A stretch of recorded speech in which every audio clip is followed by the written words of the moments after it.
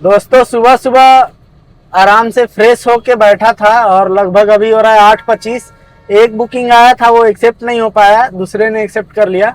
और ये दूसरा बुकिंग मैंने एक्सेप्ट कर लिया था लेकिन मोबाइल हैंग हो गया था, मुझे बुकिंग दिख नहीं रहा था। कस्टमर का फ़ोन आया तब मुझे समझ में आया, तो मैंने फिर ऐप को अनइंस्टॉल करके इंस्टॉल किया। और 2.7 किलोमीटर पिकअप है दोस्तों, 9 मिनट दिखा रहा है। और उन्होंने गाड़ी का नाम पूछा कि कौन सी गाड़ी है, मैंने बताई तो उन्होंने आने के लिए कहा है। चलिए देखते हैं क्या है आइटम। और लगभग जो भाड़ा है वो 1760 रुपया, 1760 रुपीज़ का दोस्तों भाड़ा है। चलिए देखते हैं कहाँ पर जाना है और पिकअप पॉइंट पे चल के बात करते हैं।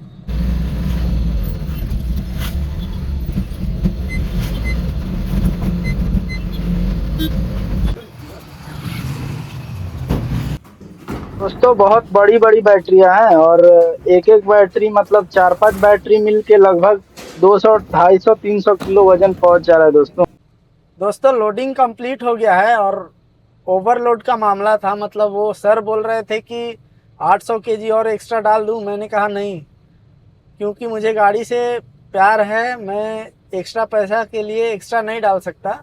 तो वो गुस्सा होने लगे। मैंने बोला सर मैंने, वो बोल रहे हैं कि पहले बोलना चाहिए था ना कि एक्स्ट्रा लोड नहीं डाल सकते। मैंने बोला सर आते ही मैं देख के बैटरी बोला आपको कि ये पूरा लोड होगा क्या, तो आप लोगों ने जवाब दिया नहीं नहीं पूरा कैसे लोड होगा। तो मैं अगर आप उसी समय बोल देते कि हाँ पूरा लोड होगा या कुछ भी, तो मैं उस समय कैलकुलेशन करके बताता ना आपको कि कितना डालना है या नहीं डालना है, या ये मैं बुकिंग करूंगा या नहीं करूंगा। आपने उस समय बोला नहीं, लोड करने के बाद बोल रहे हैं और 800 केजी। तो ये तो आपका फॉल्ट है ना सर, मैं एक्स्ट्रा नहीं लेके जाता हूँ। तो वो सर बोलने लगे कि ठीक है, कितना है उतना लेके जाओ।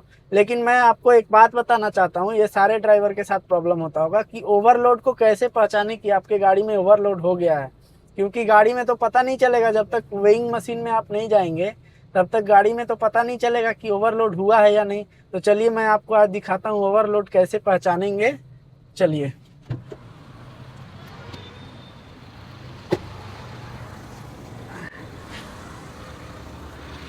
ये देखिए दोस्तों, ये वाला जो सस्पेंशन का ये वाला भाग जो है वो टच होने के थोड़ा सा कम है, ठीक है।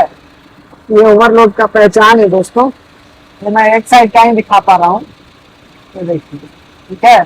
थोड़ा सा, जबकि गैप कितना रहना चाहिए तो बहुत कम गैप है। और इधर का मैं आपको दिखाता हूँ, पीछे के साइड का, ठीक है। इससे आपको सारा चीज क्लियर हो जाएगा।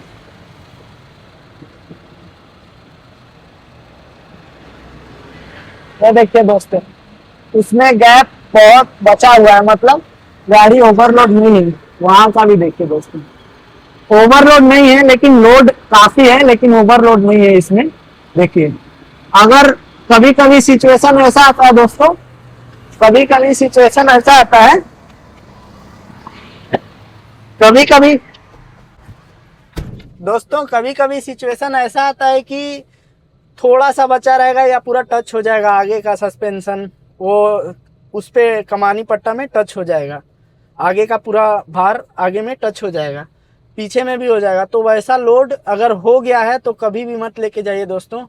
आपका गाड़ी बहुत कष्ट झेलते हुए लेके जाएगा सामान को, और आपका इंजन क्लच सब पे प्रभाव पड़ता है, सस्पेंशन ब्रेक सब चीज़। और अगर आपने 10-12 लाख का गाड़ी लिया है और आप थोड़ा पैसा के लिए वेट डाल डाल के, और अगर आप मान लीजिए थोड़ा पैसा के लिए थोड़ा ही एक्स्ट्रा पैसा मिलेगा ना दोस्तों।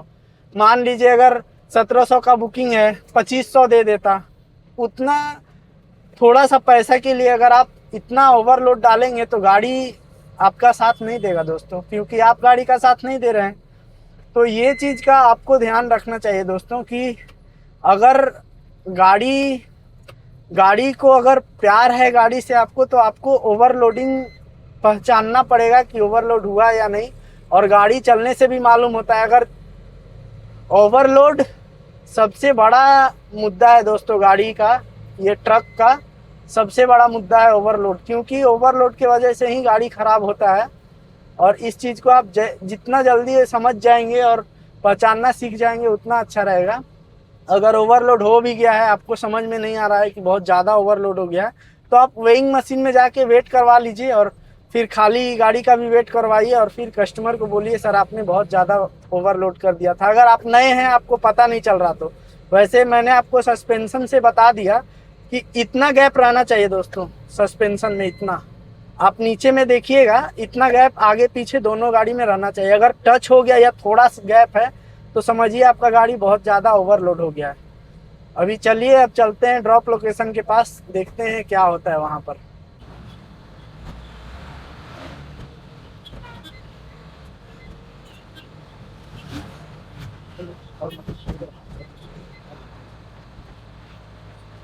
दोस्तों मैं 15 किलोमीटर आगे आया ही था, तो पता नहीं कस्टमर ही है ये, शायद अनलोडिंग पॉइंट पे होंगे ये, तो इन्होंने मुझसे लाइव लोकेशन मांगा तो मैंने दे दिया है लाइव लोकेशन, क्योंकि जो पोर्टर बुक किया है उन्होंने, उनके पास मेरा डिटेल्स होगा कि मैं कहाँ जा रहा हूँ, कहाँ रुक रहा हूँ।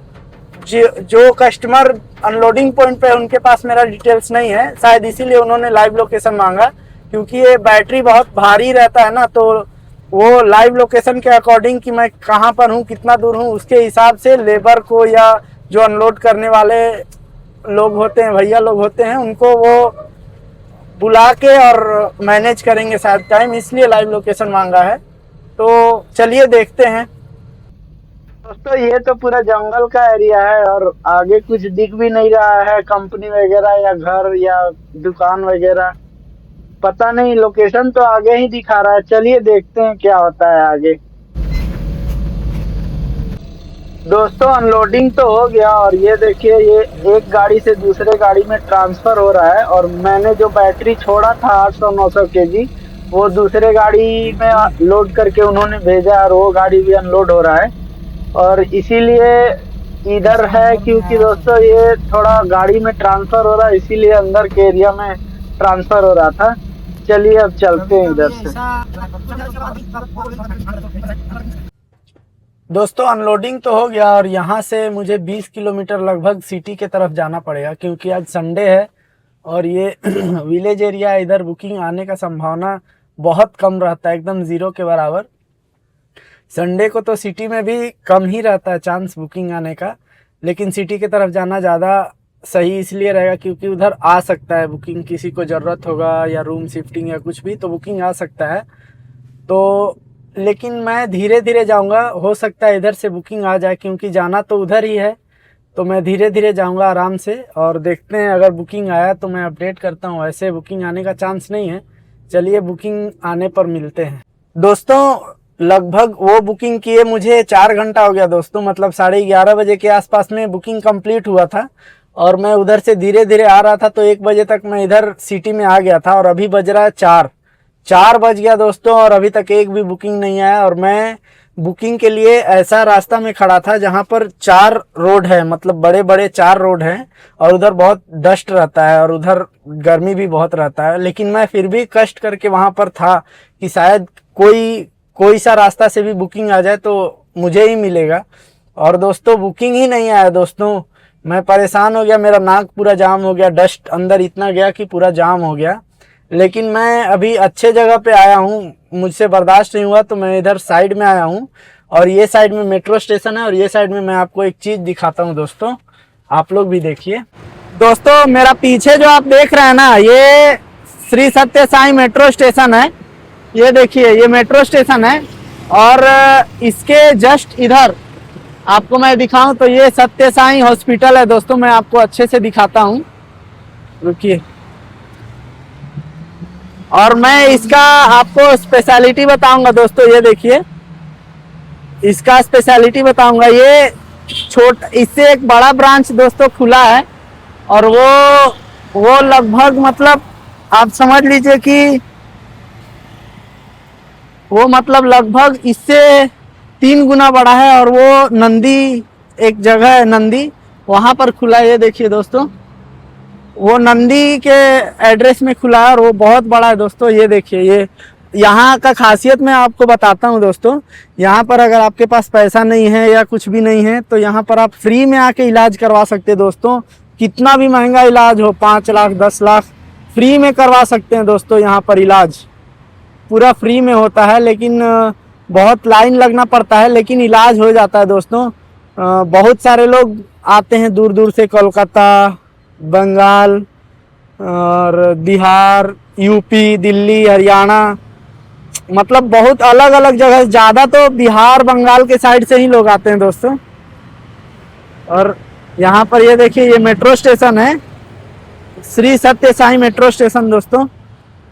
और अगर आपको इलाज का ज़रूरत है, पैसा नहीं है, तो दोस्तों यहाँ आप आ सकते हैं। बहुत अच्छा इलाज होता है, पूरा प्रोफेशनल टाइप से, जैसे एक प्राइवेट हॉस्पिटल में होता है, आप करवा सकते हैं दोस्तों। और अभी तो मुझे बुकिंग भी नहीं मिल रहा दोस्तों, 4 बज गया, मैं अब कितना वेट करूँ। इससे अच्छा तो मैं रेस्ट ही कर लेता, लेकिन चलिए वेट करते हैं। रात तक भी मिलेगा तो एक भी बुकिंग तो कम से कम मिलेगा। मैं तो पैसा ही कमाना है मुझे, क्योंकि और मेरे पास कोई दूसरा रास्ता नहीं है। चलिए वेट करते हैं बुकिंग का।